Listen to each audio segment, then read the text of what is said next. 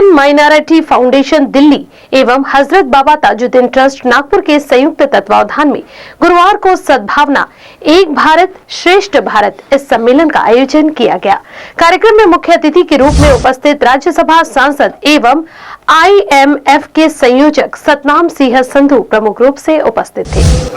आज हमारे साथ मौजूद है राज्यसभा के सांसद सतनाम संधू जी। सर, सबसे पहले तो आपका स्वागत है कारण न्यूज़ में। सर, ये शुक्रिया। कॉरिडोर का निर्माण जो किया गया है, जो हमारे प्रधानमंत्री बोल रहे हैं कि एक भारत श्रेष्ठ भारत, इसके बारे में आप क्या बोलना चाहते हैं? आदरणीय प्रधानमंत्री श्री नरेंद्र मोदी जी का विज़न है कि सूफ़ी कॉरिडोर बना के इस सूफ़ीवाद का, जो सूफ़ीज़म का जो संदेश है, जो भावना है, उसको पूरे विश्व तक लेके जाया जाए और पूरे विश्व में सूफ़ीज़म को मानने वाले लोग, समझने वाले लोग वो इस मुहिम के साथ जुड़ें। तो उनका विज़न है, उसकी तजवीज़ है, उस पर काम किया जाएगा। जी, और सर, ये जो फंड सैंक्शन हुआ है, जो हमारे नागपुर के स्पेशली जो टूरिज़्म को प्रमोट करेंगे, हमारे इंफ्रास्ट्रक्चर को प्रमोट करेंगे, तो इसके बारे में भी कुछ बताइए।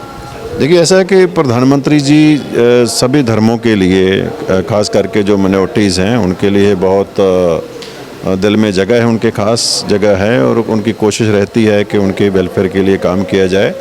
और नागपुर तो हमारा एक बहुत ही इम्पोर्टेंट प्लेस है, तो नागपुर के लिए तो हमेशा, वैसे तो इसको हिंदू हार्टलैंड के तौर पर जानते हैं, लेकिन अभी आप देखेंगे कि इस दरगाह एक बहुत ही अच्छा, एक ऐसा मुकाम है जहाँ पे सभी धर्मों के लोग मिलके इस ट्रस्ट को चला रहे हैं, इस दरगाह को चला रहे हैं। और ये एक बहुत ही यूनिक प्लेटफॉर्म है यहाँ पे कम्युनल हार्मनी और सद्भावना का यहाँ से एक संदेश जाता है। सर, मैं आपको बता दूं कि जो ये ताजबाग जो है, यहाँ पर सिर्फ मुस्लिम ही नहीं, यहाँ पर हिंदू से लेके सर्व जाति धर्म के लोग रहते हैं। और जो बाबा ताजुद्दीन का जो जन्मदिन था 27 जनवरी को, ये भी काफ़ी धूमधाम से मनाया गया। तो सर, मैं आपको थैंक यू बोलना चाहूँगी और मिनिस्ट्री को थैंक यू बोलना चाहूँगी कि इतना अच्छा इनिशिएटिव जो दिया गया है। ये मेरा सौभाग्य है कि मुझे यहाँ पे आके सजदा करने का मौका मिला है। इस बहुत ही पावन पवित्र धरती पे आके मैं बड़ा खुशी महसूस कर रहा हूँ। मैं धन्यवाद करना चाहूँगा यहाँ के मैनेजमेंट का। तो ये थे सतनाम संधू जी, जो कि मैं आपको फिर से बताना चाहूँगी कि जो राज्यसभा के सांसद हैं। आदाब, सत श्री अकाल, नमस्कार और सलाम, बहुत बहुत दुआएं। हाजी सैयद सलमान चिश्ती, गद्दी नशीन, दरगाह अजमेर शरीफ, चेयरमैन चिश्ती फाउंडेशन।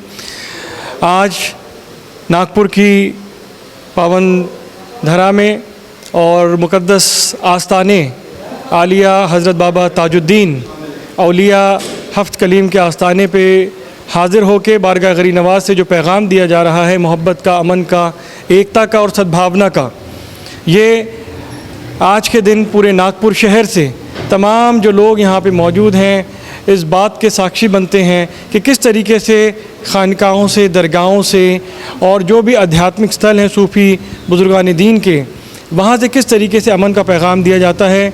आज हमारे आदरणीय प्रधानमंत्री जनाब श्री नरेंद्र मोदी साहब की तरफ से यहाँ पे चादर भी पेश की जा रही है और एक जो सूफ़ी कॉरिडोर की बात की गई है, जिस तरीके से दरगाहों को ग्लोबल मैप पे लाके हमारे देश भारत की तरफ से जब भी सूफ़ीज़म की बात हो, अध्यात्म की बात हो और तसव्वुफ़ की बात हो, तो तमाम जो आस्थानें हैं करीब पिछले 800 साल से, अगर हम बात करते हैं कश्मीर से कन्याकुमारी तक की बात करते हैं, अजमेर शरीफ जो 800 साल पुरानी दरगाह है और जितनी भी बड़ी बड़ी खानकाहें, दरगाहें, वहाँ से तमाम इंसानियत की मोहब्बत का जो पैगाम दिया जाता है, एकता का जो पैगाम दिया जाता है, आपसी हमआहंगी देखने को मिलती है कि हर मज़हब व मिल्लत के लोग वहाँ पे आते हैं, एक अपनापन पाते हैं।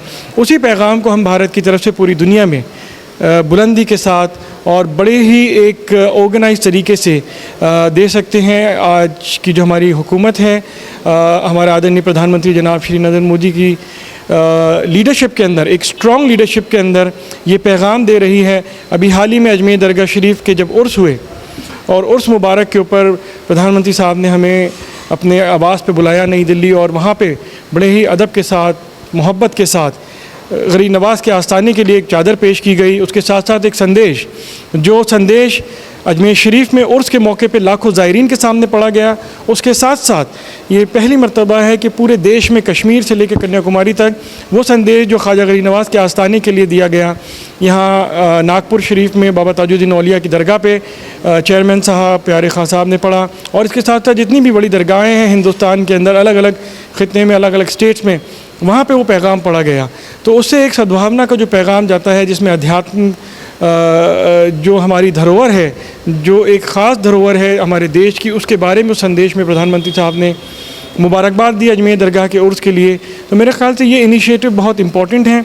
आज के दौर के अंदर हमारे देश से जो पैगाम जाता है पूरी दुनिया में कि किस तरीके से 140 करोड़ भारतीय एक साथ कंधे से कंधा मिला के देश की कामयाबी तरक्की के लिए हम काम कर रहे हैं।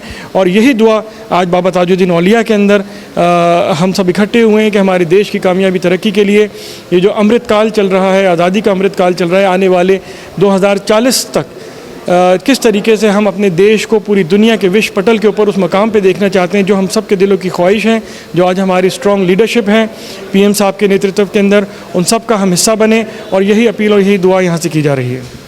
आज एक बहुत ही सेलिब्रेटरी मोमेंट है इस दरगाह पे, जहां आज सेलिब्रेशन है पीएम साहब की, भारत की, भारतीयता की।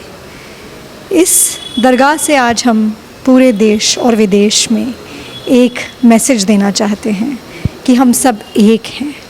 आज यहाँ पे 25,000 लोग शिरकत करेंगे और दुआ करेंगे कि हमारे प्रधानमंत्री 400 पार सीटें लेकर भारत के फिर से प्रधानमंत्री बने और हमें अमृत काल की तरफ लीड करें। मैं जिगीशा बुंदेले, कैमरा पर्सन विशाल रायपुरी के साथ कारा न्यूज़ नागपुर।